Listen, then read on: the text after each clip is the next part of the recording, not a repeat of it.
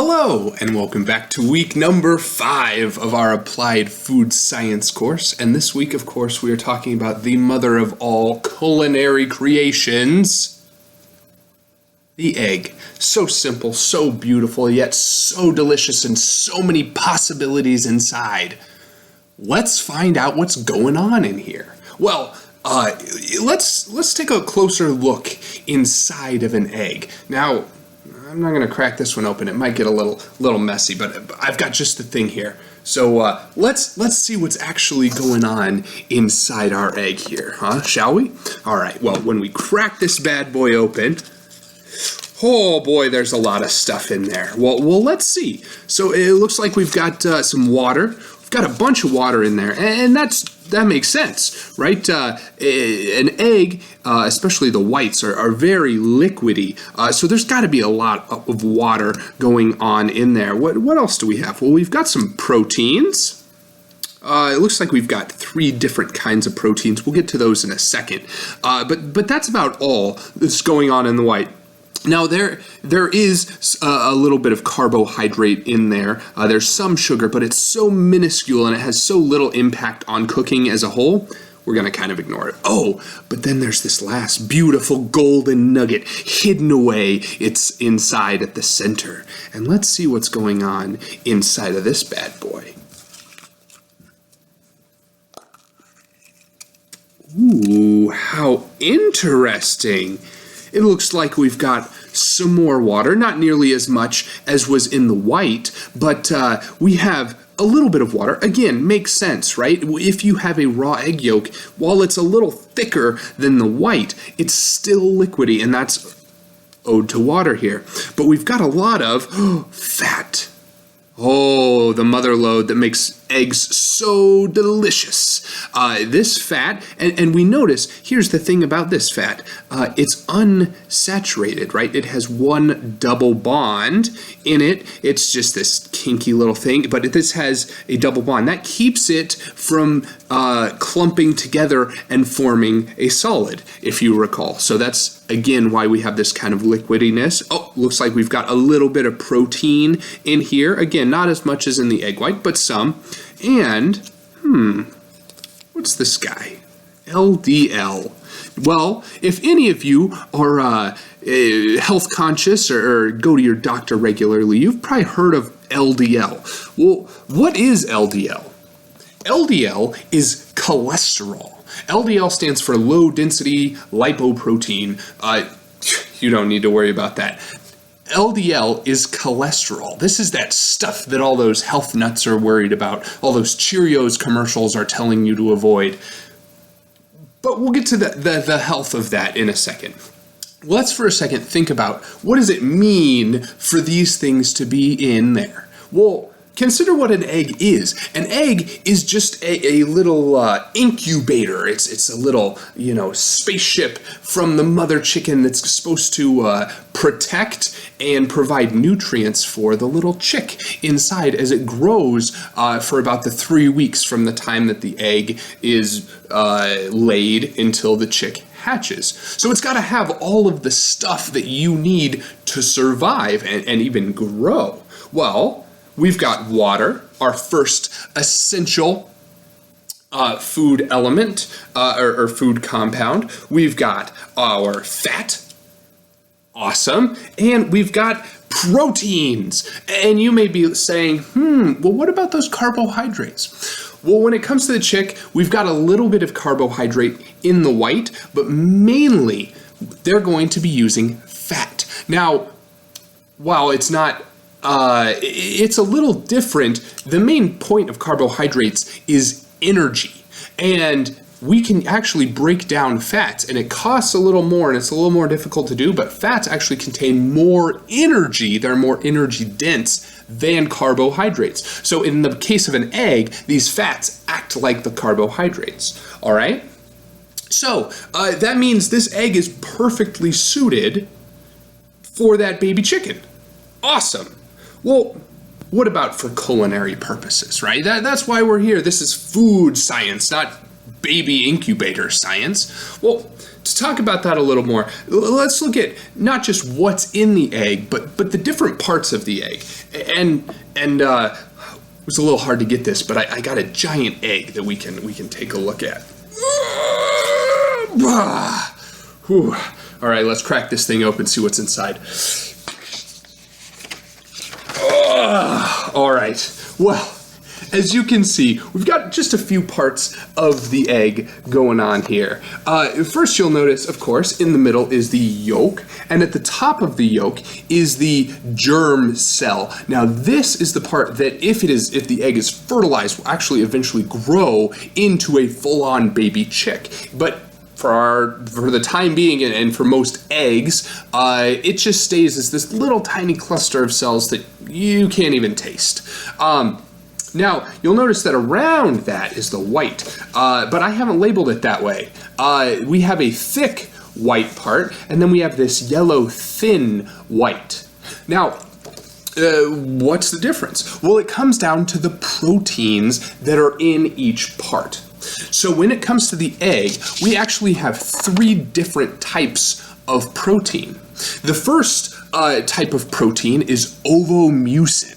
Now, again, you don't need to remember these names, just kind of the general idea. So the thing that makes the thick egg white thick is ovomucin. So even though it's 2% of the overall proteins, ovomucin's really good at grabbing onto other proteins and really thickening this up. And what's good about that for the baby chick is it provides a lot of cushioning against the jostling that this egg may endure. Right?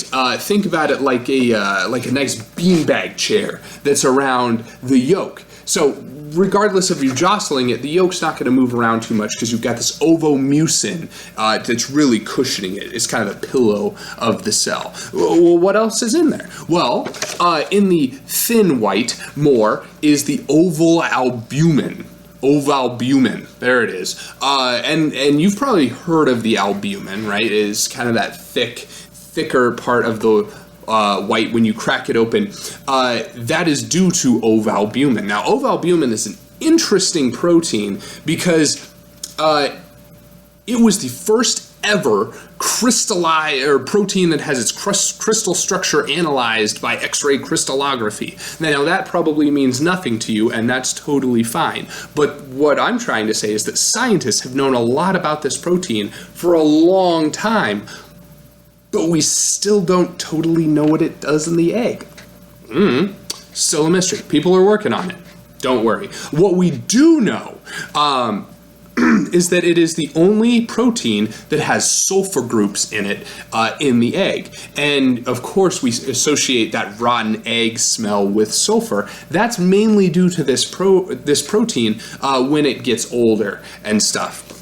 Now, the last protein we've got is ovotransferrin. And now ovotransferrin is mainly responsible for grabbing up iron. And you may be thinking, why would you need a protein just for that? Well, it's a good question. It turns out that ovotransferrin is more of a guard against bacteria getting into the egg, because bacteria need iron to survive and multiply. And so with this protein out in the egg white, this effectively grabs up any loose iron that escapes from the egg yolk, because there's a lot of iron in here. The chick's going to need that to grow. This scoops up all that extra iron, and it keeps the bacteria, it basically starves them out if they manage to get in. Which brings up a question. How would a bacteria get into an egg, right? It's got this beautiful waterproof shell on it, right? Sort of. Well, as it turns out that every egg actually has millions. Is it millions? I think, at least tens of thousands of small little holes we call pores in there. And what's really good for the chicken is it needs oxygen as it goes along. And also it needs to allow carbon dioxide to escape. This thing actually needs to breathe. There's a living, or potentially a living creature inside of this. So it needs those little holes for the oxygen to go in and out. that unfortunately means there is a little opening to the bacteria around. So not many bacteria get in there based on the chicken, but if they do, that ovotransferrin can stop them in their tracks, right? So now you, of course, might hear that and think, oh no, I don't want any salmonella, right? Salmonella, that's the disease everyone associates with eggs. What is up with that? Well, here's the long and the short of it, right? Back in 1985, there was a huge salmonella outbreak that was mainly traced back to people eating eggs that were not fully cooked or not cooked enough for that salmonella to be killed. That's understandable. The egg is coming out of the chicken's cloaca, which is awfully close to another very stinky and very unhygienic orifice on that chicken, if you understand what I mean. And so when those eggs come out naturally, they're just covered in bacteria. Now, the egg on its own is really good at staving off the bacteria until the chick hatches, and it doesn't have to worry about that. But when we go to cook with that, a lot of times what'll happen is when people break open their eggs, when they crack them, they'll actually kind of invert the shell into the egg white. And what happens when that, basically what's going on is there's a lot of bacteria on the outside of the egg, not really any inside naturally. But when you crack it and you do the little method where you stick your fingers in there and kind of break it open and then pull it apart, you're pushing all that bacteria from the outside of the egg into the egg. And that's where that contamination comes from. Now, nowadays, it's estimated that maybe 1 in 10,000 eggs even has salmonella on it in the first place, which is really good odds. And if when you crack eggs, you really want to try to avoid pushing the shell in as much as possible. Now that's hard. It's a lot easier if when you crack it, you're not afraid to do it on a flat surface and maybe have a little leak out. But if you're doing it on, say, the edge of a bowl, that's really going to get that outer stuff in there. Now, our other choice, right, is pasteurized eggs. If you've never heard of them, they're at most local supermarkets. And the idea is the proteins in the egg will not start cooking until about 145 degrees. But salmonella can be killed at 140 degrees. So there's a very narrow temperature range where we can heat up these eggs to a point where we'll kill the bacteria without cooking the egg. Sweet. Now, a lot of people criticize pasteurized eggs, saying that the flavor's just a little bit off and maybe they're not as good for, say, whipping up into a meringue. But in my opinion, if salmonella is something you're really concerned about, pasteurized eggs are an excellent alternative. Now, of course, the other alternative we have is egg substitutes. And the way that egg substitutes work is they're usually egg whites mixed with some basically egg yolk simulation molecules. That is to say, things go in there that taste like egg yolk. And so, flavorants, colorants, oftentimes they'll add in things to thicken it just a little bit. But egg substitutes can be a really good addition or substitution when, say, you're just making plain old scrambled eggs or an omelet, or you're baking, and salmonella might be a concern, or if you're concerned about the extra fat and cholesterol that's in the egg yolk. But we'll get to that in a second. Keep your eye out for the bonus bit on that one. Okay, well, now that we've kind of talked about eggs, what they are, what they are made of, kind of what's in there, let's talk about using them in the kitchen. So when you think of eggs, probably the first egg that you ever had, might be a bold statement, but I'm willing to go there, is probably a hard-boiled egg. Hard-boiled eggs are one of the most common forms of consumed eggs in America. So what is going on there? Well, in a hard-boiled egg, right, most people just think you take an egg and you toss it into boiling water and you just cook the crap out of it.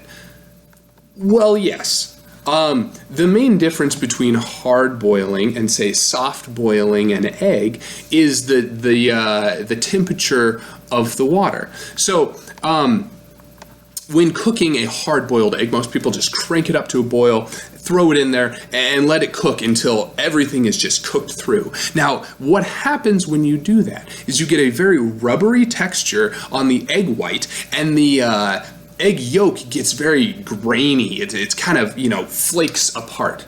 What's going on? Can we actually prevent that? I bet we can come up with a better hard-boiled egg. We can, because let's think about the science of this. What's going on?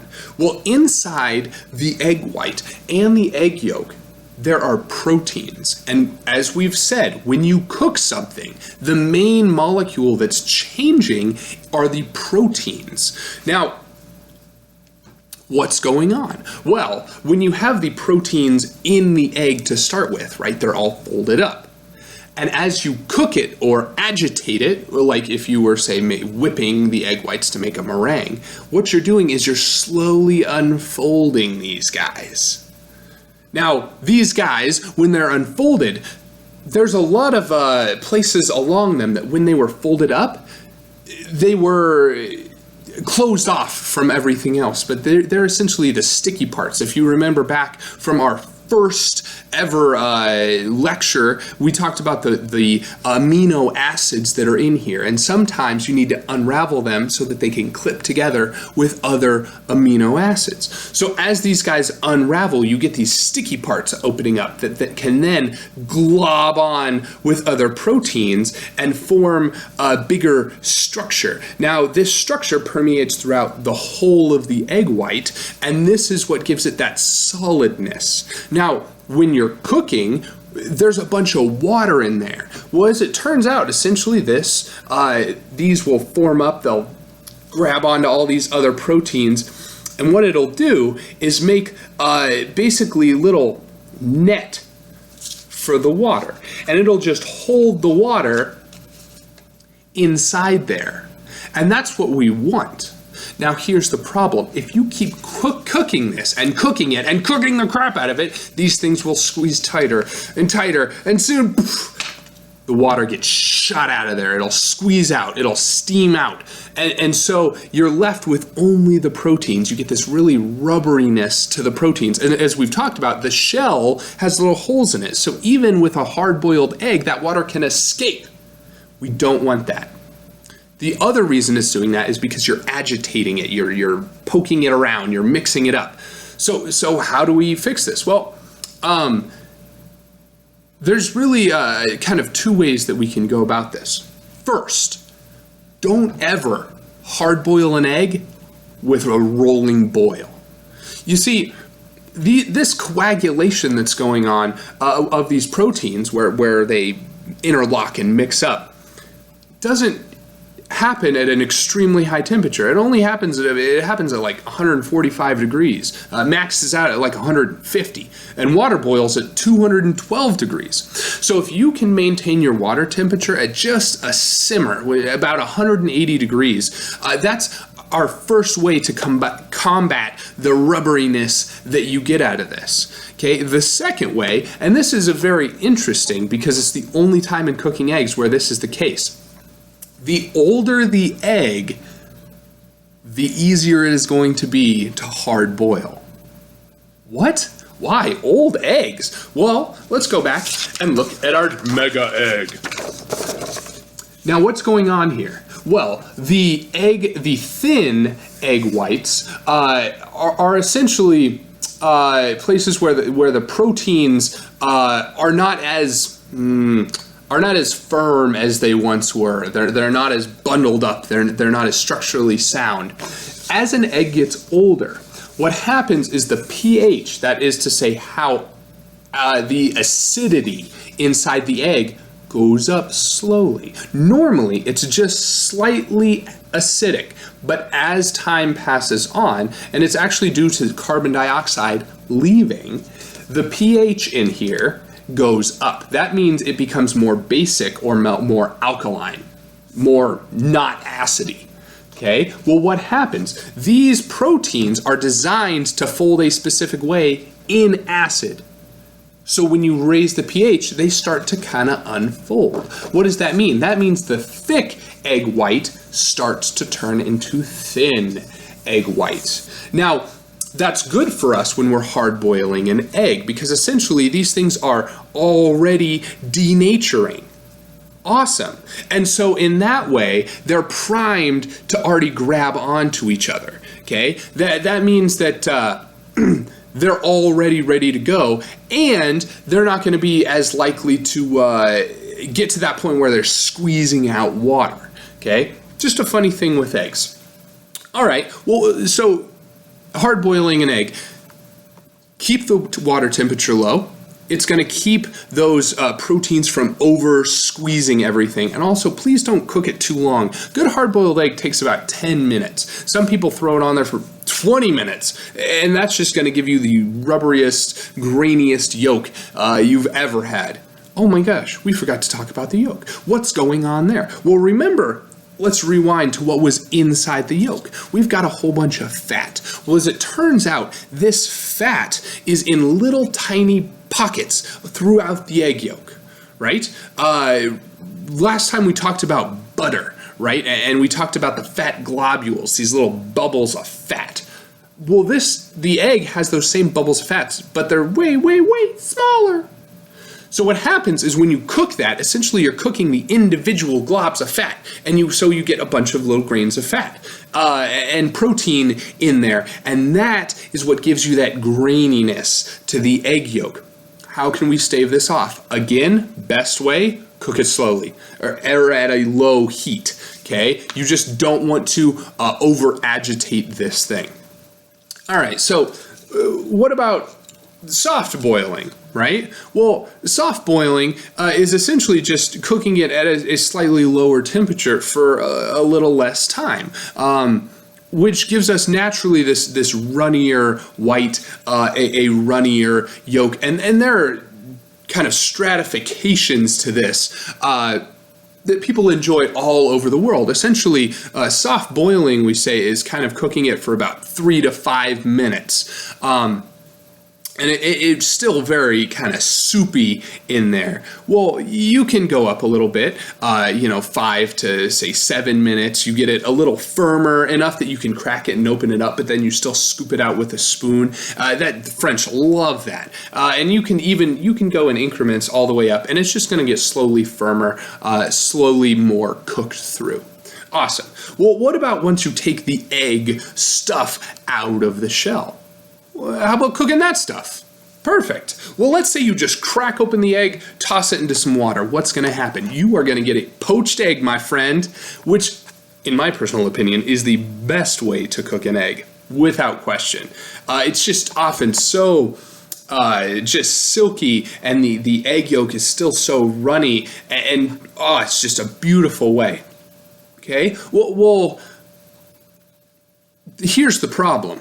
The way that this works, right, is it goes off the idea that when you crack open that egg into boiling water, immediately the proteins on the outside are going to coagulate. They're going to form this kind of protective coating around the edge, and then it's going to slowly cook in now that it's all sealed in.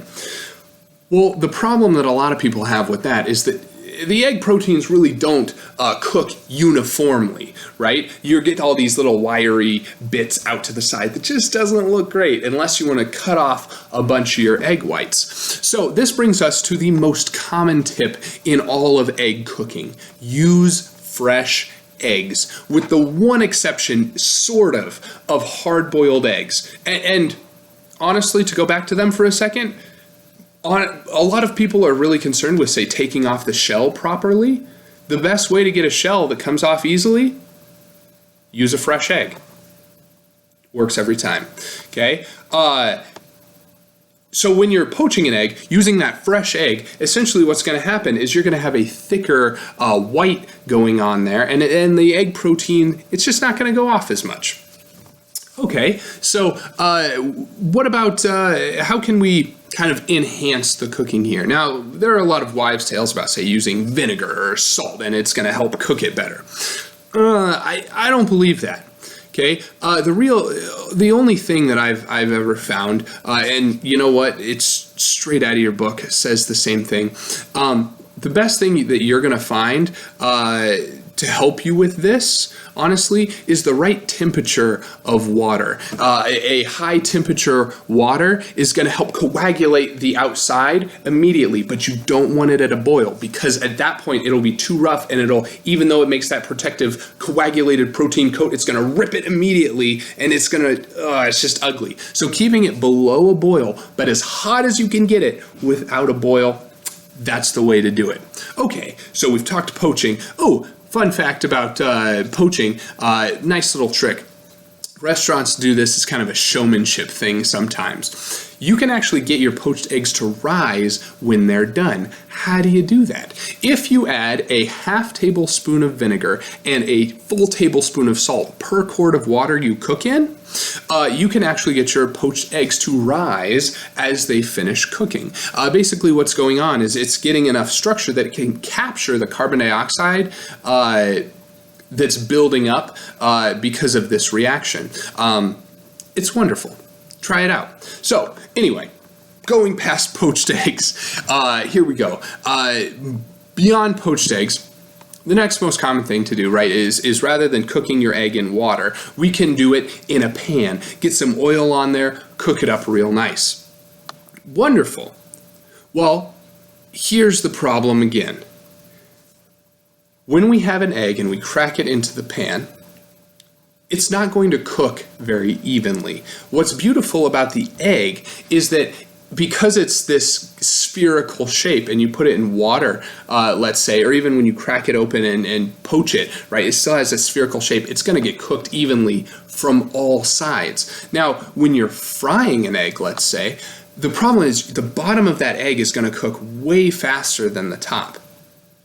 So if you want a really well fried egg, one of the best things to do is to throw actually a lid on that bad boy. Well, what's that going to do? Well, as the heat comes up and cooks your egg, essentially some of the water from that egg is going to escape.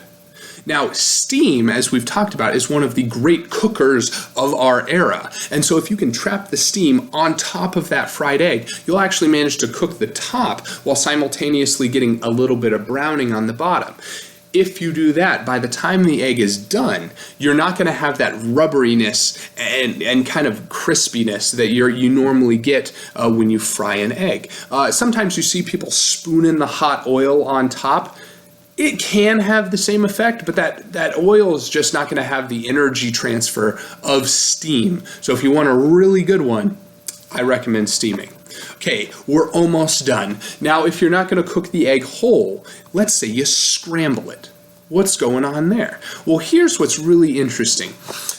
Egg whites on their own start to coagulate about 145 degrees. The egg yolk starts to coagulate at about 155 degrees. But if you mix it all together, it doesn't coagulate until 160 degrees. What's that about? That can actually work in our favor. You see, scrambled eggs, the best way to cook them is slowly. And the problem is people try to really just cook the crap out of these things really fast. Because the egg proteins coagulate at such a high temperature, you get really uneven coagulation. And you get these really rubbery spots because, again, all the water has been pushed out of there from the proteins squeezing in. And you get these really undercooked spots. If you go slowly, a medium-low heat on your stove, on your stovetop, in a pan with just a little butter, what's going to happen is these are going to cook really evenly, and you're going to get this beautiful silky texture to them because you're not cooking out the water of any of the proteins. You're just slowly raising each protein to its coagulation point and not any further to squish things out.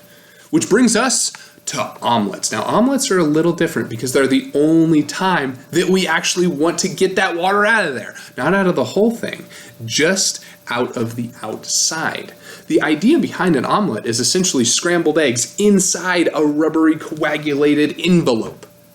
which is beautiful. Well, how do you do this? There's a few different techniques, and it talks about it in your book. My personal favorite is the French style. That is to say, as soon as you put the eggs in there, you agitate the heck out of them. What that's going to do is it's going to incorporate it's going to coagulate those immediately coagulated proteins. It's going to kind of bring in and mix up. But then do that for 10 seconds. Count to yourself. 1, 2, 3, 4, all the way to 10, and then stop.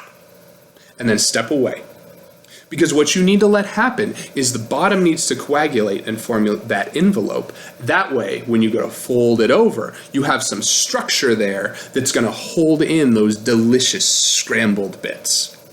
So, I hope this has really helped kind of link your knowledge of food science with food cooking. I know that was something some people were saying is they didn't know how this stuff applied. So I hope this helps. If you have any questions, I talked about, please email, and I'm happy to make actual videos answering those specific questions. Another point, people are saying the quizzes are really hard.